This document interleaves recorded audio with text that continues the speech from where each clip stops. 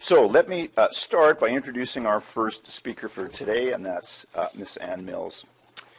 Ann Mills is the Deputy Undersecretary for Natural Resources Environment in the United States Department of Agriculture and USDA, with specific responsibility for Natural Resources Conservation Service. This is a federal agency with primary responsibility for working with private landowners to conserve, maintain, and improve their natural resources. Ms. Mills brings a position over 20 years of policy management experience with government and nonprofit conservation advocacy. And her topic today, groundwater sustainability in America's farmland with a question mark. So that'll get us started. So please join me in welcoming Deputy Undersecretary Mills this morning to start.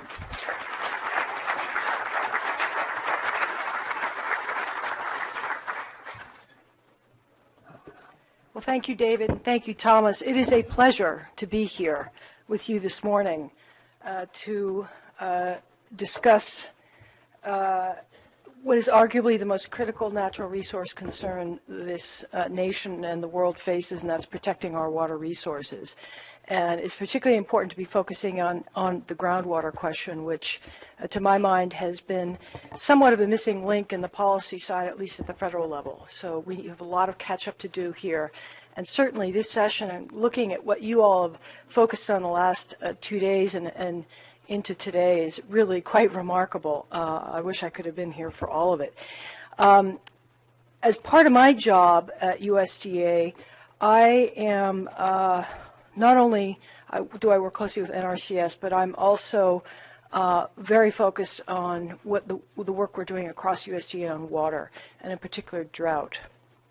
And so this is a personal passion of mine, and it's just thrilling work to be in because there is no better time to be focusing on this than now.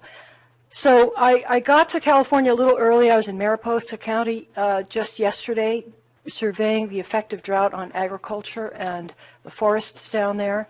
It was 106 degrees, quite a bit different from what it is here in San Francisco. And we were discussing the work that USDA is doing in agricultural conservation and forestry to protect agriculture and water resources, and also to protect forest health. And some of the landscapes I saw, they pointed out that 80–90% of the conifers in the viewscape were either dead or dying. In California, there are 60 million trees that have now died in the Sierras, and of course this is a tremendous risk with regard to wildfire. But keeping forests healthy and our agricultural lands, conservation on the landscape is really critical to protecting our water resources, and certainly critical to protecting the surface and groundwater connection. What I'd like to do this morning is to give you an overview of the breadth and depth of USDA's role in the water space. And I'd also like to talk a little bit about what the department is doing in conjunction with our federal sister agencies as part of President Obama's directives on climate and drought. I think it's really important to get this holistic sense of where we're investing our resources as part of giving you a sense of how you can work with us, how we can partner together going forward. I've also got to admit it's a little bit of a shameless advertisement for Track C that's coming up after the break here. USDA's, it's going to focus on USDA and national insights and action, and that's where you're actually going to hear from the real experts in the department, some of whom are here sitting in the audience today. So I'm sure if I make a few errors, they will very happily correct what I say. I know Noel is smiling over there right now.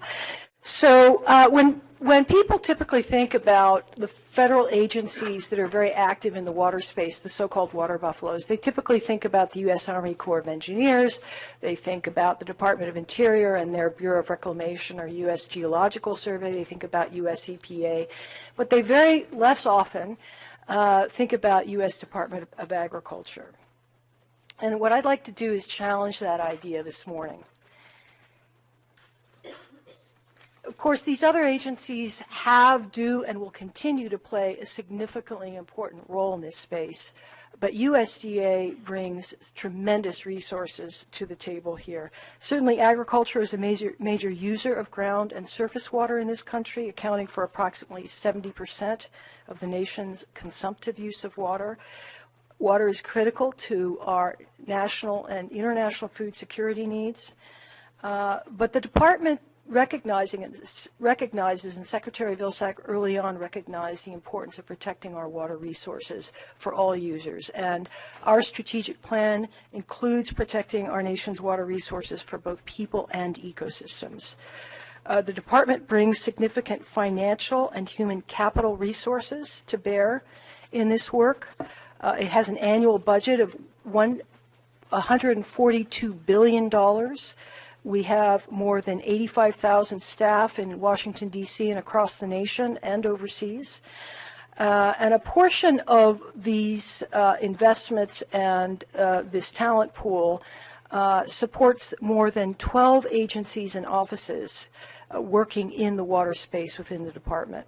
And through these investments in public and private land management, infrastructure, research, emergency response, and more, we have been able to work with communities all across the nation.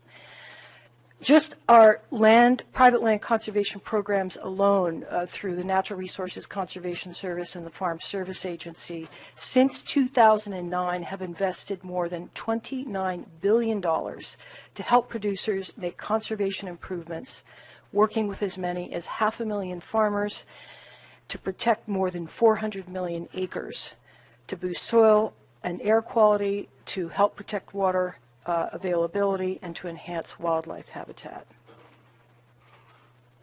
So how do we stack up against other federal agencies? Well, I'm very happily borrowing from a great graphic that the Public Policy Institute of California generated earlier this year, where they compared, this is a snapshot in time in 2014, USDA's investments in water as compared to other federal agencies, and you'll see here in, I guess it's sort of an orange here, USDA's portion in water infrastructure, ag, water, and land stewardship and emergency response. All told, we accounted for more than 63% of those investments in western states. So we play a significant role here.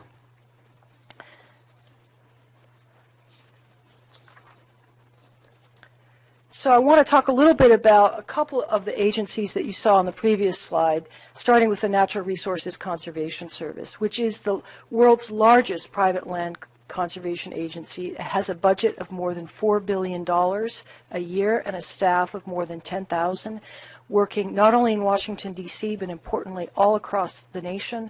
And we're actually in every county, we're working in every county in the 50 states and Puerto Rico. Our mission is to help America's agricultural producers make their operations more sustainable and to protect and improve soil health, to protect water quality, water availability, and ecosystems. We work with producers at a retail scale, really, on the ground, shoulder to shoulder, making our programs available, sitting down with a farmer and developing a conservation plan that suits their needs so that they can remain sustainable and protect their resources today and into the future. We have a raft of experts, soil scientists, biologists, engineers, foresters, agronomists, conservation planners, and you'll hear from Noel Gallahan a little later today about the work he's doing, to bring the best science and to target our programs in a way so that we can get the highest, most high-valued outcome where it is most needed. And Noel's going to talk about the work we're doing in the Ogallala Aquifer to reduce groundwater withdrawals there. We partner, importantly, with states, with NGOs, with conservation districts, a number of you here. We cannot do this work alone, and it's those partnerships that create that sort of web of expertise and effectiveness on the ground where the action is happening. We have technical centers across the country, 3 across the country, that provide additional research and insight into ensuring that the practices we use are cutting edge. Up in Portland, we have our National Water and Climate Center that generates data and modeling for our soil climate analysis network, our snowpack measures, and so forth. And of course, those centers work closely with other federal agencies to share this information with the agricultural sector and other users. The U.S. Forest Service, a lot of people don't realize the Forest Service is part of USDA. It manages 193 million acres of public forest and grasslands with a budget of over $5.5 billion a year and a permanent staff of 32,000. That number shoots up during fire season, as you might imagine. The Forest Service provides assistance to state and private landowners, and it also maintains the largest forestry research organization in the world. Now, in this country, over 180 million people and over 68,000 communities rely on these forested lands to capture and filter their drinking water. Keeping those forests healthy has become an increasingly important role for the Forest Service. And of course, forest health is critical to mitigating the effects of drought and the risk of wildfire. As we know, the wildfire season is upon us, certainly here in California. And there's a real stressor there, in addition to obviously the effect it has on the resources and the communities. For the first time in the Forest Service's 111-year history, last year, they spent more than half their budget on suppressing wildfire. And the real effect of that is that they have to cannibalize those very programs that help achieve forest health to help reduce the impacts of wildfire in the first place. So this is a growing concern, and the agency and the Secretary are working with members of Congress and others to try and come up with what we call the forest budget fire fix. And that is to ensure that we have enough resources to suppress wildfire, but also that we are not undermining our long-term mission-critical other programs. Rural development has a rural utility services that has invested since 2009 over $12 billion in loans and grants for construction of rural water and wastewater utility projects, and increasingly is looking at how these projects can be done in a more can be designed in a way to more effectively manage groundwater resources and surface water resources.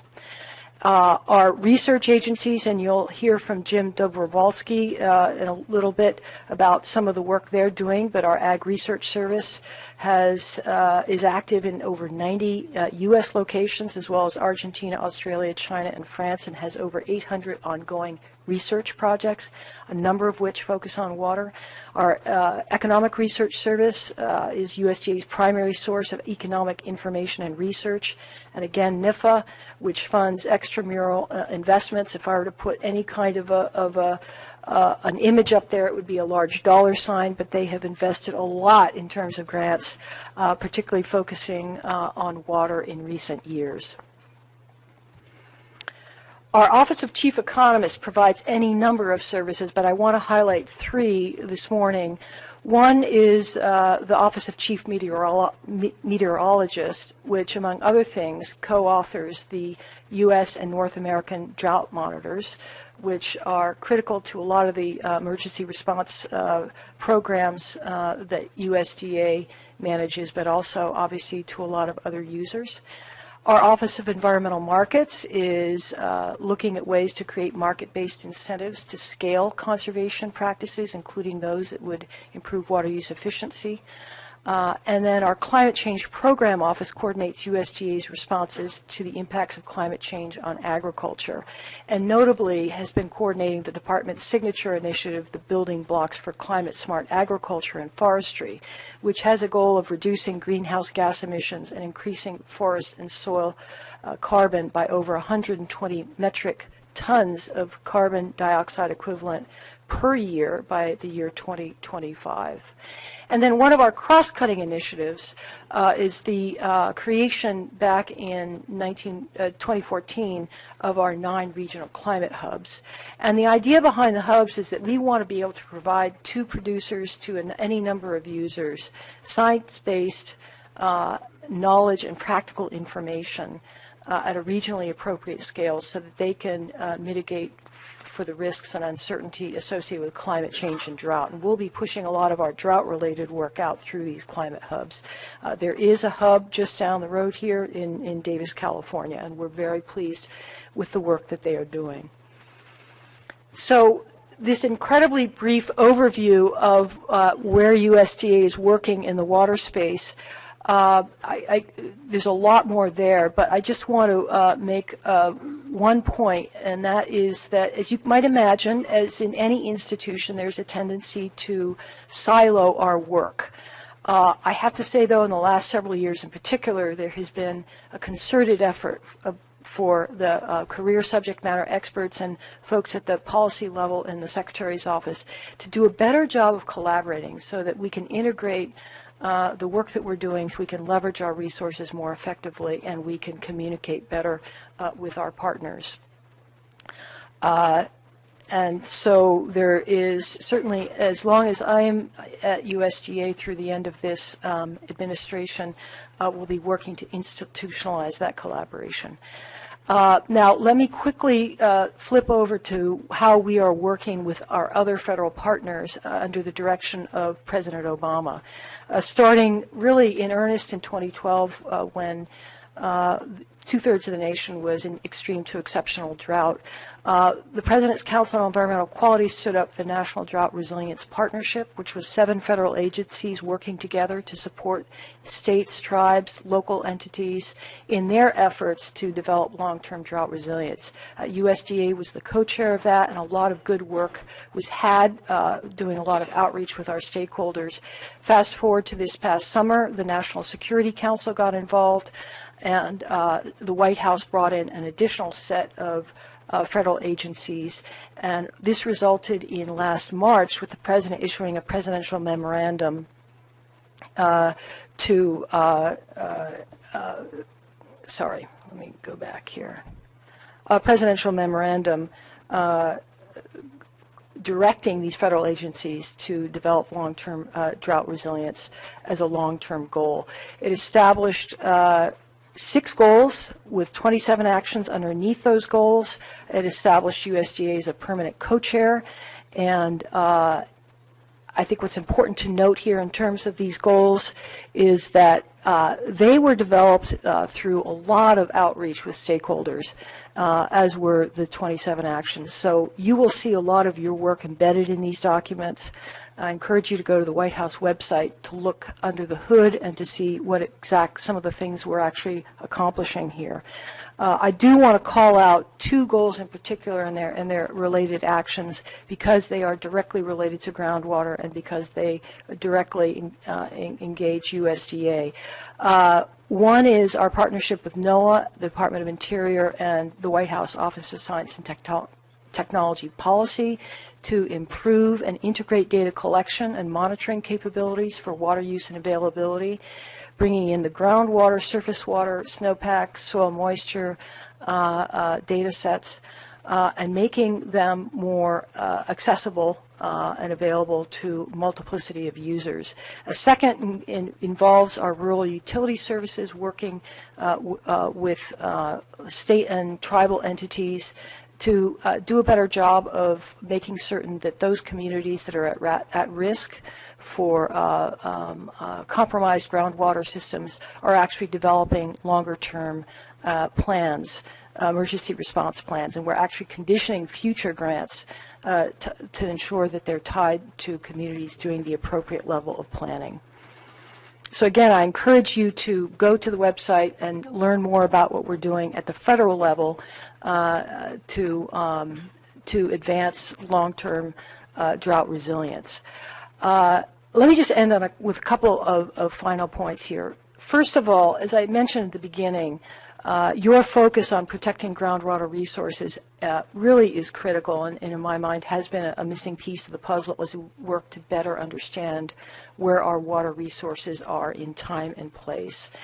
And it is critical if we're to develop a holistic approach to water management. It's critical to understand the groundwater nexus, so that we can ensure agricultural and food security, water security, economic prosperity, and healthy ecosystems. Agriculture and forestry very much need to be part of the equation. We need to be part of the conversation early and often as we're developing these policy solutions. But we also can bring a lot to the table. And to that end, USDA wants to be a partner in this work with you. Our mission success depends on that engagement with all of you. And recognizing the upcoming transition of this administration, we are committed to achieve measurable high-value outcomes over the next 6 months, but importantly to create the momentum going into the next administration. And so a lot of what we're doing really does rely very, very heavily on the career experts, the passionate individuals, some of whom you'll hear from in Track C, who are just very committed to focusing our resources in the right place and to achieve our collective goals. So with that, I'm happy to take questions if we have enough time.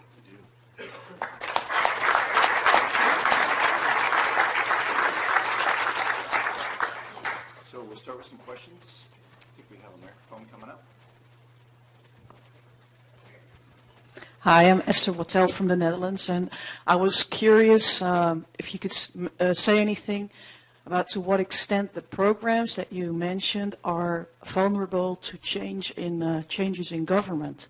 For instance, in the Netherlands, we have a multi-party government, and we used to have a Ministry of Agriculture, but we don't now. It's now part of the Ministry of Economic Affairs. And it's the same with, depending on which parties are in the government, there are budget cuts on the environment or not. And I think you have elections coming up, and I was wondering. No, I mean, if this is too sensitive, I understand, but I was wondering, like, groundwater protection is like, I think, a game of longevity. You need long-term policy. I was wondering, how vulnerable are you to changes in government? Thank you. Yeah. Well, you're right. I have heard that there's an election coming up as well. Well, you know, we've got a couple things happening right now. First of all, USDA, the lion's share of USDA's programs are authorized under the Farm Bill, and the Farm Bill was passed in 2014, and there's one that will be coming up, in theory, in the next, 4 years from then, in 2018, 2019. It kind of depends on what's happening in Congress. But that really drives a lot of how we do our work, and then the actual funding level is certainly driven by the appropriations bills that work through Congress. But, our hope is that we don't see dramatic changes. We've certainly seen budget cutbacks that have affected our work, but we have a very talented group of career staff at USDA who are nimble in figuring out how to shift dollars to focus on the highest priorities, while obviously staying within the boundaries of the statutes, their authorizing statutes. You're right, it takes a long-term commitment. One of the things we're doing to prepare for the transition is the Secretary has directed his senior policy folks to develop transition memoranda that go to the major candidates, and also memoranda that will be left on the table, if you will, on the desks, identifying what we consider to be the top priorities to focus on, really from a policy perspective, not a political perspective. And so we're doing our level best to make sure that we provide that roadmap. As to when it ends up happening, it's a little hard to judge, but our work, our judgment is science-based, and they're just a really talented group of people at USDA, 83,000 standing behind, who really know what they're doing. So hopefully there'll be some continuity there. One more quick one. Aha. Then I have the last question. My name is Korsten de Brink. My question is a little bit in line with the question of Esther. I'm really impressed by the tremendous amount of effort in budget and staff, but I also feel a huge sense of urgency walking around and speaking people over the last 2 days. And my question is, what does that mean for your strategy and your goals?